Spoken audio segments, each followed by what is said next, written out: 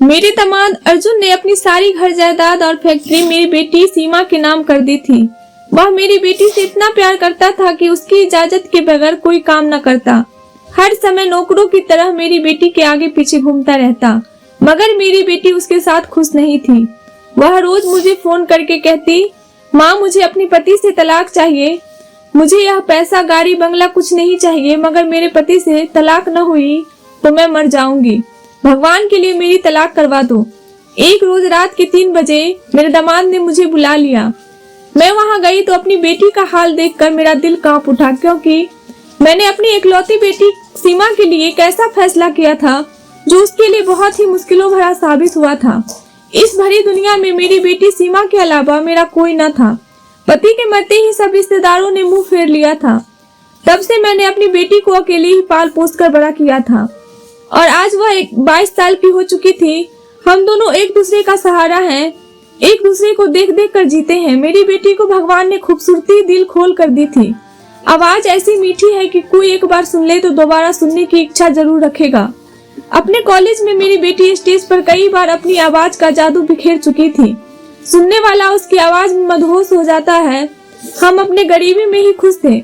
मैं एक फैक्ट्री में काम करती हूँ और इतना पैसा आ जाता था कि हम दोनों माँ बेटी आराम से अपनी जिंदगी बसर कर रहे थे। लेकिन फिर मेरी और मेरी बेटी की जिंदगी में अर्जुन नाम का लड़का आया, जिसने हमारी जिंदगी को पलट कर रख दी थी। वह मेरी बेटी की सुरीली आवाज पर मर मिटा था और हमारे घर का पता तलाश करता हुआ हमारे घर तक आ पहुंचा और उसने मेरी बेटी के साथ शादी करने का प्रपोजल रखा। मैं तो दंग रह गई थी, क्योंकि वह तो बहुत बड़ा बिजनेसमैन था। हम जैसे गरीब लोगों से क्यों रिश्ता जोड़ना चाहता था। अर्जुन कहने लगा कि सीमा की आवाज ने मुझे अपने जादू में जकड़ लिया है। मैं शादी करना चाहता हूँ, उसे हमेशा अपने पास रखना चाहता हूँ और जिंदगी भर उसकी मीठी आवाज सुनना चाहता हूँ। मैं अजीब दो नजरों से आकर खड़ी हो गई। दिल कर रहा था कि सीमा की शादी अर्जुन के साथ कर दूं। मेरी बेटी रानी बनकर पूरी जिंदगी ऐश करेगी। लेकिन वहीं दूसरी तरफ अर्जुन की एक ऐसी कमी जो मुझे सोचने पर मजबूर कर रही थी। अर्जुन दोनों आंखों से अंधा था। एक अंधे आदमी के साथ मैं इतनी खूबसूरत बेटी की शादी कैसे कर सकती थी। हालांकि अर्जुन ने मुझे भरोसा दिलाया कि मैं अंधा जरूर हूँ, लेकिन अपने सारे काम मैं खुद से करता हूँ। सीमा को मेरे साथ कोई प्रॉब्लम नहीं होगी। और फिर अर्जुन की प्रॉपर्टी और उसका ऐसो आराम देखते हुए मैंने दिल पर पत्थर रख लिया। सीमा की शादी अर्जुन के साथ तय कर दी। आज मेरी बेटी की शादी थी और मैंने शादी में पैसा पाने की हर तरह बहाना अपनाया था।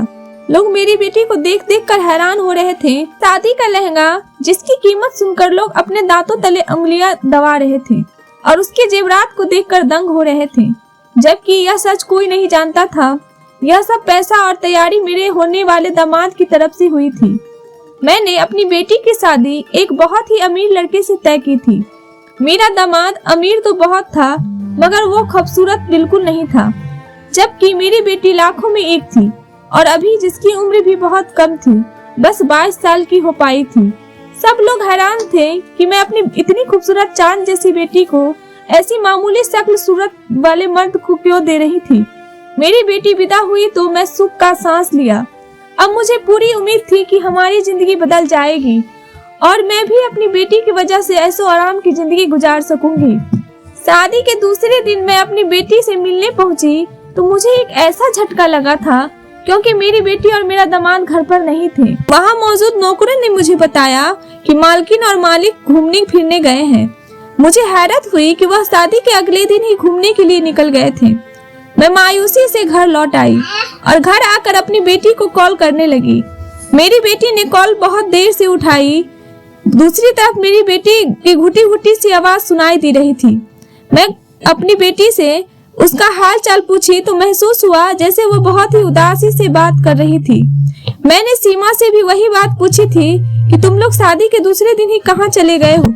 अरे शादी के अगले दिन भी कुछ रस्में होती हैं जिन्हें निभाया जाता है, लेकिन तुम तो अगले दिन ही घूमने के लिए चले गए। मेरी बात सुनकर सीमा ने उखड़े हुए शब्दों में कहा कि मैं सिर्फ अपने पति के कहने पर चली गई थी।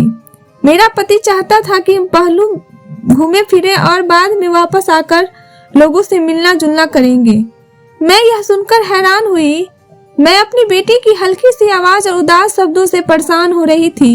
हालांकि इससे पहले तो वो बहुत जब भी बात करती थी तो चहक चहक कर बात करती थी, लेकिन अब तो उसका अंदाजा ही बदल चुका था।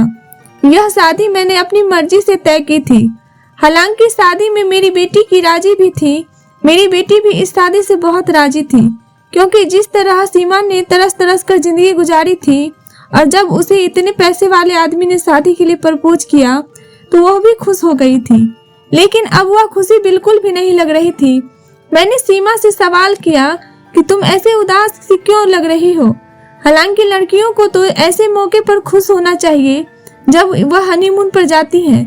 मेरे सवाल पर सीमा ने मुझे जो जवाब दिया वह मुझे घबराहट में डाल दिया था। मेरे हाथ में फोन था और मुझे भी कुछ सुनाई नहीं दे रहा था।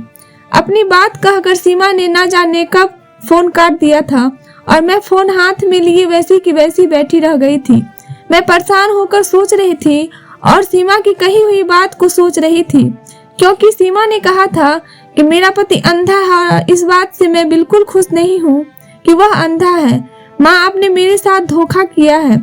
शादी से पहले आपने मुझे यह तो बता दिया होता कि अर्जुन बहुत पैसे वाला है, लेकिन आपने यह क्यों नहीं बताया कि अर्जुन दोनों आंखों से अंधा है।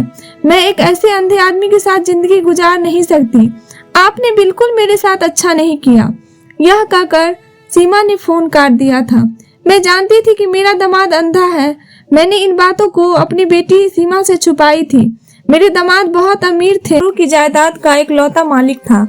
उसके वादा किया था कि अगर मैं अपनी बेटी की शादी उसके साथ कर दूं तो वह सारी जायदाद आज मेरी बेटी सीमा के नाम कर देगा। और वादे के अनुसार उसने अपनी सारी जायदाद मेरी बेटी के नाम कर दिया था। मैं परेशान सी अपनी बेटी के वापस आने का इंतजार कर रही थी। एक हफ्ते के बाद वो लोग लौट आए थे। मैं अगले दिन मिलने गई तो अर्जुन बहुत ही गर्मजोशी से मुझे मिला था, जबकि सीमा चुप चुप सी लग रही थी। मैं सीमा को समझाने की कोशिश कर रही थी कि तुम्हारा पति बहुत अच्छा इंसान है। उसने सिर्फ एक कमी है कि तुम उसे नजरअंदाज कर दो। वह अमीर लड़का है जो दिलो जान से तुम पर फिदा है। तुम्हारी पूरी जिंदगी बहुत ही आराम से गुजरेगी। वह हमेशा से मेरे हर फैसले पर सर झुका देने की आदी थी। उसने अब भी कुछ नहीं कहा था। वह अपना एतराज अपने अंदर दबा दी थी और खामोशी से बैठी रही। दिन यूं ही गुजरते जा रहे थे। शादी के शुरू हमारा अक्सर मिलना जुलना होता था। अर्जुन हम माँ बेटी से बहुत पैसा लुटा रहा था। यह बात जहाँ मुझे खुशी करती थी, वहीं मेरी बेटी की उदासी गिरती जा रही थी। और जैसे जैसे समय गुजरता गया, मेरी बेटी ने मुझसे मिलना जुलना बहुत कम कर दिया था और अब वह घर भी मुझसे मिलने नहीं आती थी, और कभी आती तो फौरन ही चली जाती थी। मैं उसको कहती कि मेरे पास कुछ दिन के लिए रुक जाओ तो वो कहती कि मेरे पति को मेरा कहीं रहना अच्छा नहीं लगता। मुझे अब अपने दामाद पर गुस्सा आने लगा था। वह सब जानता था कि हम माँ बेटी का एक दूसरे के अलावा और कोई नहीं है, फिर भी वह हमें मिलने से रोका करता था। एक दिन मैं अचानक ही सीमा के घर पहुंच गई। उस दिन अर्जुन भी मौजूद था। मैंने बातों बातों में अर्जुन को भी अपनी नाराजगी जाहिर कर दी कि वह मुझे अकेली औरत के पास मेरी बेटी को क्यों नहीं आने देता। हालांकि उसने मुझे वादा किया था कि वह कभी भी मेरी बेटी को किसी बात से मना नहीं करेगा। मेरी शिकायत करने पर अर्जुन चौंक गया था और मेरी बेटी सीमा एकदम से बौखला गई थी। अर्जुन ने मुझे विश्वास दिलाया कि मैं कभी भी सीमा को आपसे मिलने के लिए नहीं रोका है। वह यह बात सीमा के सामने ही कह रहा था। इसका मतलब साफ था कि वाकई में मेरा दामाद सीमा को नहीं रोकता है। मैं हैरत से अपनी बेटी को देख रही थी, जो सर झुकाए बैठी हुई थी। मैं समझ नहीं पा रही थी कि सीमा ने मुझे आखिर झूठ क्यों बोला था। मैं अकेले में सीमा से यही सवाल किया तो वो पहले चुप रही। अब मैं जिद की तो वह मुझसे बोली कि अब मैं शादीशुदा हूँ। वैसे भी मुझे यह बातें अब शोभा नहीं देती कि मैं हर वक्त मायके में जाकर रहूं। मुझे ऐसा महसूस होता है कि जैसे वह मुझसे जान छुड़ा रही है। मैं सीमा से अब नाराज होने लगी थी और बोली कि अब जब तुम्हारे पास पैसा आ गया है तो तुम बदलने लगी हो, अपनी माँ को भूलने लगी हो। अब तुम्हें अपनी माँ का छोटा सा घर अच्छा नहीं लगता है। सीमा की यह सोच पर मुझे बहुत ज्यादा दुख हो रहा था और इस दुखी मन से ही अपने घर वापस लौट आई थी और सोच लिया था कि अब सीमा से मिलने नहीं जाऊंगी। मुझे लगता था कि सीमा से मिलने नहीं जाऊंगी तो सीमा मुझे खुद ही मिलने आएगी, मगर कुछ दिन गुजर गए और सीमा मुझसे मिलने नहीं आई थी। मैं इंतजार करती रही कि शायद सीमा जरूर आ जाएगी, लेकिन सीमा नहीं आई। पूरा 1 महीना गुजर गया था। थक हार कर मुझे ही सीमा से मिलने जाना पड़ा, क्योंकि वह मेरी एकलौती बेटी थी और मेरी बुढ़ापे का एकलौता सहारा थी। ऐसा करते करते सीमा की शादी को 5 महीने गुजर गए और इस समय मैं उसके अंदर बहुत ज्यादा बदलाव देख चुकी थी। उसका मिजाज बदलने लगा था। कभी वह बहुत खुश होती और कभी बहुत उदास और कभी चुपचाप सी रहती। मैं अपनी बेटी के रवैये से अब परेशान हो रही थी। मैंने अपने दामाद से इस बारे में बात की तो वह उल्टा मुझसे नाराज होने लगा और बोला कि मैं अपना सब कुछ आपकी बेटी के नाम कर दिया है। नौकरों की तरह आपकी बेटी के आगे पीछे घूमता हूँ, उसकी हर बात मानता हूँ। पता नहीं फिर भी आपकी बेटी खुश क्यों नहीं रहती है। अर्जुन की बात सुनकर मैं भी हैरान हो रही थी कि आखिर सीमा को परेशानी क्या है। मैं जब सीमा से पूछती तो वह भी मुझे कुछ न बताती और ना ही अब कोई मुझसे गिला शिकवा करती। थक कर मैंने सोचा कि मैं अपनी बेटी और दामाद के साथ उनके घर जाकर कुछ दिन रह लूं और जायजा लूं कि आखिर गलती किसकी है, मेरी बेटी की या फिर मेरे दामाद की। जब मैं इस बात की इजाजत अर्जुन से ली तो अर्जुन ने खुशी खुशी मुझे इजाजत दे दी। पर मेरी बेटी मेरे साथ रहने को सुनकर हैरान हो गई थी और मुझे न आने की कोशिश करने लगी, लेकिन मैं नहीं मानी। मैं जिद पर आ गई थी कि मैं कुछ दिन तुम लोगों के साथ जरूर रहूंगी। मैं कुछ दिन के लिए अपनी बेटी के घर रहने आ गई। वह दोनों देखने में बिल्कुल ठीक थे।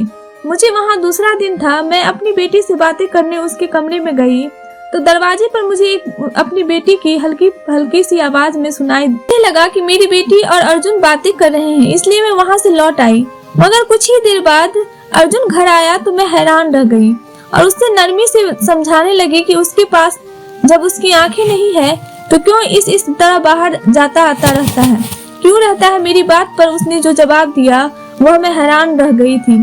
उसने मुझसे कहा कि मैं सुबह से काम पर गया हुआ था और अब लौट रहा हूँ। वह बोला कि चाहे मैं अंधा हूँ मगर मैं अपना कारोबार खुद संभालने की कोशिश करता हूँ, रोजाना काम पर जाता हूँ। मैं यह सुनकर शौक से रह गई थी, क्योंकि मैं खुद अपनी बेटी को किसी मर्द से बातें करते सुना था।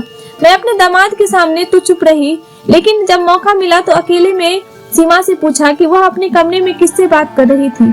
मेरे सवाल पर सीमा ने मुझे देखा और बोली कि मैं तो अपने कमरे में अकेली थी और फोन पर किसी दोस्त से बात कर रही थी। उसकी बात पर मैं खामोश हो गई, मगर यह सिलसिला रुका नहीं था। घर में जब मेरी बेटी अकेली होती तो अक्सर वह किसी न किसी से बातें करती सुनाई देती थी। यह अक्सर अपने कमरे का दरवाजा बंद कर रखती थी, इसलिए मैं देख नहीं पाती थी। मगर मैं जब गौर किया मुझे हर बार उसके साथ किसी मर्द की आवाज सुनाई देती थी। मैं बहुत परेशान हो गई थी। मैंने अपनी बेटी को समझाने की कोशिश भी की, मगर वह यही कहती कि वह किसी से बातें नहीं करती। वह मेरी बात पर साफ इनकार कर देती थी। अब मुझे घबराहट होने लगी थी कि आखिर सच क्या है। मुझे लग रहा था कि शायद मैं ही पागल हो चुकी हूँ।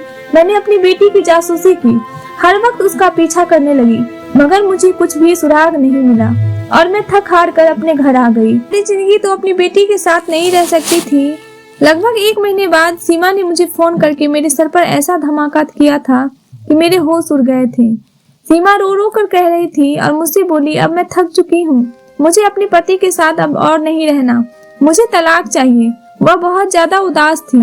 मेरे समझाने पर एकदम से गुस्से में चीख उठी और बोली कि मेरा पति मुझसे अब और सहन नहीं होता।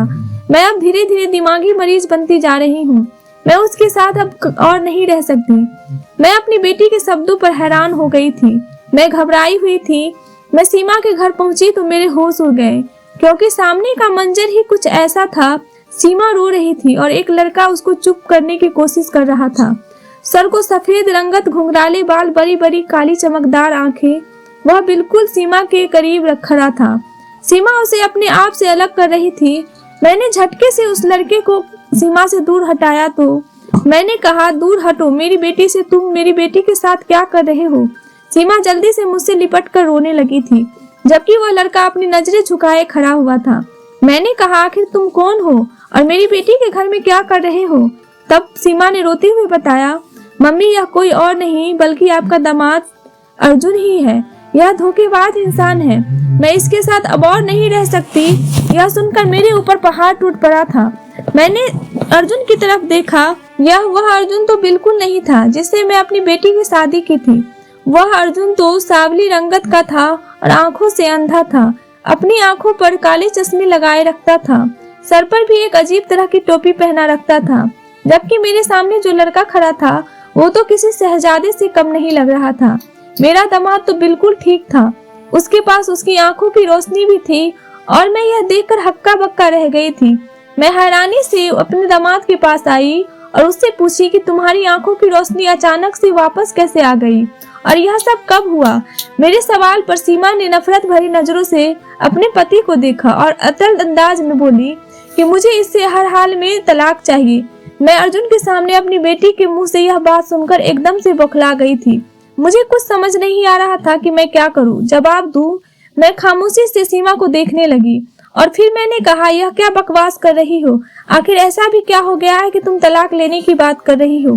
फिर मैं अपने दामाद से भी माफी मांगी और उससे कहने लगी कि मेरी बेटी की बातों पर ध्यान मत देना, मगर सीमा बार बार तलाक के लिए कह रही थी। मैंने गुस्से से सीमा को देखा और सख्ती से उसे चुप कराया तो वह रो पड़ी और चीख चीख कर अपने पति को धोखेबाज, मक्कार और न जाने क्या क्या बोलने लगी। मुझे उसके शब्दों से बहुत अर्जुन की खामोशी परेशान कर रही थी, क्योंकि वह मेरी बेटी के ऐसे शब्दों पर भी नहीं बोल रहा था। मुझे समझ नहीं आ रहा था कि आखिर यह सब क्या हो रहा है। अब मुझे अंदाजा हो रहा था कि सीमा के साथ कुछ गलत हुआ है, जो वह ऐसे तड़प तड़प कर रो रही है और तलाक की बात कर रही थी। मैंने सीमा से सच्चाई जानने की कोशिश की तो वह गुस्से से फट पड़ी और पहले दिन से लेकर अब तक की सारी कहानी सुना डाली। उसके खुलासे ने मुझे जो जी में जान ही हिलाकर रख दिया था। मैंने फटी फटी आंखों से अपने दामाद को देखा तो वो सर झुका गया था। उसने मुझे रोते हुए बताया कि मैं विदा होकर आई तो यह आलीशान महल जैसा घर, रोशनी और फूलों से भरा हुआ कमरा और मैं अपने स्वागत पर बहुत खुश थी। मैं आंखों में ढेर सारे सपने सजाए अपने कमरे में बैठी अपने पति का इंतजार करने लगी। मैं इतनी खूबसूरत लग रही थी कि हर देखने वालों ने मेरी तारीफ की थी। मुझे विश्वास था कि मैं अपने पति के दिल पे घर बना लूंगी, मगर जब अर्जुन आया तो वह खामोशी से मेरे सामने बैठ गया। मैं घूंघट डाले बैठी थी और इंतजार में थी मेरी घूंघट हटाएगा और मेरी तारीफ करने लगेगा, मगर जब उसने ऐसा नहीं किया तो मैंने सर उठाकर उसे देखा और उसे देखकर मुझे झटका लगा था, क्योंकि वह तो मेरी बजाय दूसरी तरफ देख रहा था। मैं हैरान रह गई। मैं झिझक कर अपने पति को आवाज लगाई तो वह मेरी बात पर चौंका था, लेकिन बोला कुछ नहीं था। अभी वह दूसरी तरफ ही देख रहा था। अपने पति की इस लापरवाही से मेरा दिल टूट गया था। मैंने मायूसी से सर झुका दिया और इससे पहले कि मैं उठकर जाती, अर्जुन ने अब अजीब सी बात कह दी, जिसे सुनकर मैं बुरी तरह से हैरान होकर उसे देखने लगी। वह मुझे देखे बिना पूछ रहा था, तुम यकीनन खूबसूरत लग रही होगी, काश मैं भी तुम्हें देख सकता। मैं हैरत से अर्जुन को देखी। मैंने कहा, मैं तुम्हारे सामने बैठी हूँ, तुम मुझ पर पूरा हक रखते हो, तो फिर तुम मुझे आखिर क्यों नहीं देख रहे हो? मेरे सवाल पर उसने उदासी से मुझे जो कुछ कहा, मेरे होश उड़ गए थे। मैं अपनी माँ के धोखे पर हक्का पक्का बैठी हुई थी। मेरी माँ ने मेरे साथ इतना बड़ा धोखा किया था। मेरी शादी एक अंधे आदमी से करा दी थी। मेरे पति आंखों से अंधा था, उसकी दुनिया अंधेरी थी। मुझे बहुत तेज रोना आ गया था कि जब मेरा पति मुझे देख ही नहीं सकता तो मेरे सजने संवरने का क्या फायदा, और ऐसे हुस्न का भी क्या फायदा जिसे सराहने वाला कोई न हो। मैं अर्जुन के सामने से हट गई और फूट फूट कर रोने लगी। मुझे पैसे का कभी लालच नहीं रहा था। मैं अपने सिंबल से लड़की थी। मैंने हमेशा अपनी तारीफें सुनी थी। मैं आगे भी ऐसी ही जिंदगी चाहती थी।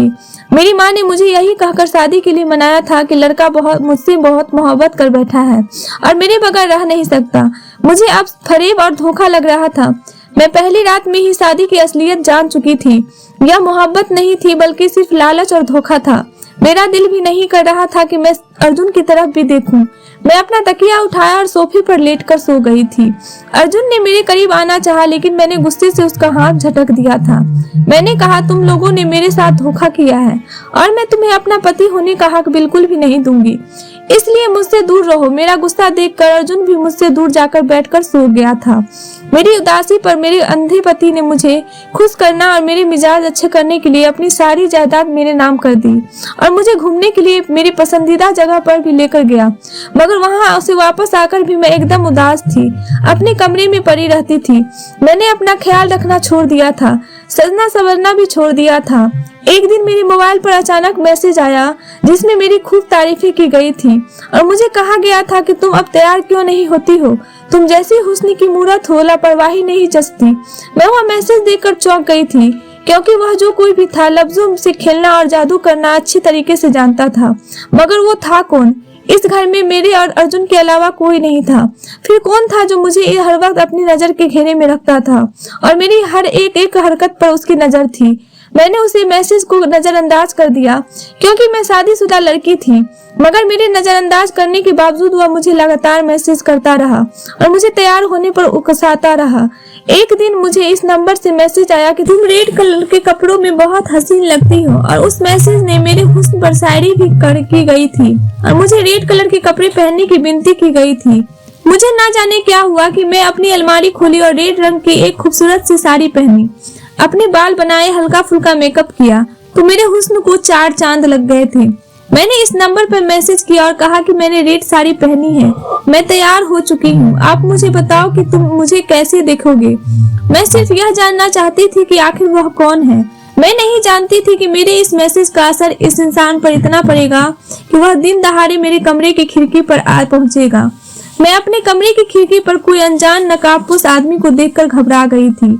वह जवान लड़का था जिसकी रंगत साफ सुथरी थी और नकाब में भी उसकी आंखें खूबसूरत लग रही थी। मुझे अंदाजा हुआ कि वह जो कोई भी था खुद भी बड़ा प्यारा था और साथ ही साथ बहादुर भी था, जो मुझसे मिलने घर तक पहुंचाया था। मैं उसे वापस भेजना चाहती थी मगर मैं ऐसा कर नहीं पाई और उसे अपने कमरे में बिठा लिया। वह अपना चेहरा दिखाने पर राजी नहीं था, मगर उसकी आंखों में मेरे लिए मोहब्बत और दीवानगी साफ नजर आ रही थी। वह खुलकर मेरी तारीफें करता रहा, मुझे उसका साथ अच्छा लगने लगा था और उसके बाद जो हुआ यह जैसे एक रूटीन ही बन गया था। वह लड़का दिन रात मुझे फोन कर बातें करता और जब मेरे पति काम पर आ जाता वह मेरे घर चला आता था।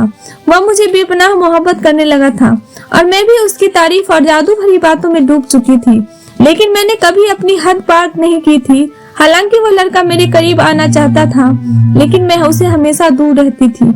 एक रात जब अर्जुन बिजनेस के लिए सिलसिले में बाहर गए हुए थे, तब वह लड़का रात को मेरे कमरे में आया था और आते ही उसने मुझे अपनी कहने लगा, सीमा अब तुम्हारे बिना नहीं रहा जाता, आज सब कुछ हो जाने दो, इसके लिए मैं कब से तड़प रहा हूँ। मैं तुमसे दीवानों की तरह मोहब्बत करता हूँ और तुम हमेशा मुझसे दूर रहती हो। लेकिन मैंने उस लड़के को खुद से दूर धक्का दिया था।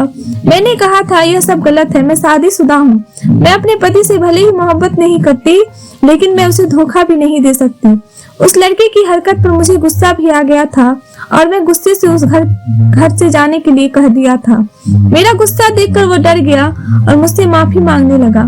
कहने लगा, आज के बाद मैं कभी ऐसी हरकत नहीं करूंगा। मैं भी तो उसकी मोहब्बत में डूबी हुई थी, मैंने भी फौरन उसे माफ कर दिया था, लेकिन इस शर्त पर कि वह कभी मुझे टच नहीं करेगा।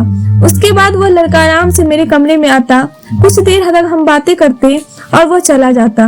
वह लड़का कहता, सीमा जब तक तुमसे बात न करूं मेरा दिल बेचैन रहता है, तुम मुझसे नाराज मत हुआ करो। उसके जादू भरी बातों में मेरा दिल भी पिघलने लगा था और अब तो मैंने अपनी माँ के घर भी आना जाना कम कर दिया था। मैंने उसके लिए सजने संवरने लगी थी। कभी कभी मेरा जमीर मुझे अंदर से टोकता था कि यह सब ठीक नहीं है, मगर मैं अपने जमीर को थपथपा कर सुला देती। मैं अपने मन में सोचती कि मेरी माँ ने भी मेरे साथ धोखा किया है, एक अंधे आदमी से मेरी शादी करवा दी है। मैं अपने पति को छोड़कर उस लड़के से शादी कर लूंगी। मुझे अपने पति की आम सी शक्ल सूरत और अंधेपन से अब हर वक्त शिकायत रहने लगी थी। मुझे अपने पति की संगत अब बर्दाश्त नहीं होती थी, जबकि मैंने हर वक्त उस लड़के के आने का इंतजार करती रहती थी। यह बात मुझे बुरी तरह रुलाने लगती थी। मुझे जिसे मोहब्बत हुई थी वह मेरा कोई नहीं था और जो मेरे पति था, जो मुझ पर हक रखता था, वह मुझे उससे नफरत थी। मैं उलझी उलझी सी रहने लगी थी। मेरी माँ ने भी मेरे अंदर की बदलाव महसूस किए थे। वह मुझे हर वक्त समझाने लगती है। वह मुझे मेरे पति की मासूमियत दिखाई और मुझे एहसास दिलाते हुए उस इंसान ने हमें तब स्वीकार किया जब हम दोनों माँ बेटी बहुत बुरी हालत में थे। उसने न सिर्फ हमें अपनाया बल्कि हमें पर पैसा लगाकर हमें एक बेहतरीन जिंदगी भी दी है। अपनी माँ के समझाने पर मैं और उलझ जाती है। मैं अपने पति से मोहब्बत करना चाहती थी, उसके साथ वफादार रहना चाहती थी, मगर मैं जैसा इंसान चाहती थी वैसा मेरा पति बिल्कुल भी नहीं था, बल्कि वह नकाबपोश लड़का था। वही था जो मेरा हुस्न देख सकता था। मुझे अपनी इस गलती का एहसास होता था। मेरे दिल दिमाग की जंग में धीरे धीरे दिमागी मरीज बनती जा रही थी। उन्हीं दिनों मेरी माँ हमारे घर रहने आ गई। मैं परेशान थी कि अब मैं उस लड़के से कैसे मिलूंगी। मैं यह बात उससे कि उसने मुझे तसल्ली दिलाई और बोला कि हमने तुम्हारे पति को बेवकूफ बनाया है तो फिर तुम्हारी माँ को भी खबर नहीं होगी। मुझे डर था कि मेरी माँ सच तक पहुँच न जाए। जब मेरा पति बाहर जाता है, वह लड़का छुपकर खिड़की के रास्ते से मेरे कमरे में आता था। उसकी हरकतों पर मेरी माँ को मुझे शक होने लगा था, मगर पूछने पर जब मैं साफ मना कर दिया तो वह और भी शक में पड़ गई थी। मगर मैंने उस लड़के को सख्ती से मना किया और उसे बुरा भला कहा कि उसकी वजह से मैं सबकी नजरों में गिरती जा रही हूँ और पाप की भागीदार बनती जा रही हूँ। वह लड़का मेरी बात सुनकर चला गया और फिर कभी वापस नहीं आया और पीछे मैं उसकी यादों में सुलगने लगी थी। मुझे समझने में बहुत देर हो चुकी थी। वह अपनी मोहब्बत का जहर मेरे दिलो दिमाग में घोल चुका था। एक दिन मैं सर दर्द की गोलियां तलाश कर रही थी कि मुझे अपने पति की अलमारी से कुछ सामान मिला। जब मैंने वह सामान उठाया तो मेरी आंखों के आगे अंधेरा छा गया था, क्योंकि वह सारा सामान वही था जो वह नकाब वाला लड़का इस्तेमाल करता था। मुझे लगा मेरे पति ने उसे मरवा दिया है। मैं तड़प तड़प कर रोई थी और अपने पति से उस लड़के के बारे में सवाल करने लगी। मैंने उस दिन अर्जुन से साफ कह दिया कि मुझे उससे मोहब्बत है, मैं उसके बिना मर जाऊंगी। मैं तुम्हारे साथ नहीं रहना चाहती, मुझे तलाक दे दो। मेरी हालत दीवानों जैसी हो गई थी। मेरे दिल में कहीं न कहीं यह बात बैठ गई थी कि अर्जुन ने उस लड़के को जान से मरवा दिया है और यह बात मेरे लिए बहुत बड़ा सदमा साबित हुई थी। मैं पागलों की तरह चीखती चिल्लाती रही थी और मेरी यह हालत देखकर अर्जुन मुझे संभालने लगा और तब उसने मुझे बताया कि वह लड़का कोई और नहीं बल्कि मैं खुद ही था। मैं अपना हुलिया बदलकर तुम्हारे साथ रह रहा था और अपने असल रूप में छुपकर तुमसे मिलने आता था। इतना बात कर मेरी बेटी रोने लगी थी और मैं अपने दामाद को देख रही थी जो बाकी बहुत ही खूबसूरत लड़का था। वह शर्मिंदगी से बोला कि वाकई सीमा ने से मोहब्बत करता हूँ, मगर मेरी शरारती दोस्तों ने मुझे अपनी पत्नी को आजमाने का मशवरा दिया था। तब मैंने अपनी शक्ल को थोड़ा सा बिगाड़ कर अंधा बनकर सीमा से शादी की थी, लेकिन मैं अपने इस ड्रामे में कुछ ज्यादा ही आगे निकल गया। मैंने इसी समय सीमा का दिल बहुत दुखाया है। सीमा भी रो रही थी। सीमा कहने लगी, यह झूठी मक्कार है, इसने मुझे धोखा दिया है। अगर मैं उसकी मोहब्बत में उस रात भाग जाती और वह सब कुछ हो जाता तो मुझे नहीं करना चाहिए था। तब यह मुझे छोड़ सकता था, क्योंकि मैं इसकी आजमाइश की कसौटी पर खरी नहीं उतरती। या मुझे चरित्रहीन कहकर छोड़ने चला जाता, तब मैं क्या करती। ऐसा कहकर सीमा रोने लगी थी। अर्जुन ने सीमा के आंसू पोंछे और कहने लगा, सीमा मुझे माफ कर दो, मैं तुमसे बहुत मोहब्बत करता हूँ। हाँ, मेरी गलती हुई है जो मैंने तुम्हें इतनी बड़ी इम्तिहान में डाला। अर्जुन के स्पर्श पाकर सीमा तड़प उठी थी। कहने लगी, अर्जुन तुमने मुझे बहुत सताया है, तुम्हारी मोहब्बत में बहुत तड़पी हूँ। वह मेरी बेटी से माफी मांगने लगा। फिर मेरे समझाने पर मेरी बेटी ने उसे माफ कर दिया। सीमा अभी भी अर्जुन के सीने से लगी खड़ी थी। मुझे अब वहाँ और खड़ा होना सही नहीं लग रहा और मैं उन दोनों को अकेला छोड़कर अपने घर वापस आ गई और आज वह दोनों अपनी खुशहाल जिंदगी गुजार रहे हैं। दोस्तों, वीडियो कैसा लगा कमेंट करके जरूर बताना और अच्छी लगी तो लाइक शेयर करना और ऐसी ही कहानियों को सब्सक्राइब जरूर करना। धन्यवाद दोस्तों।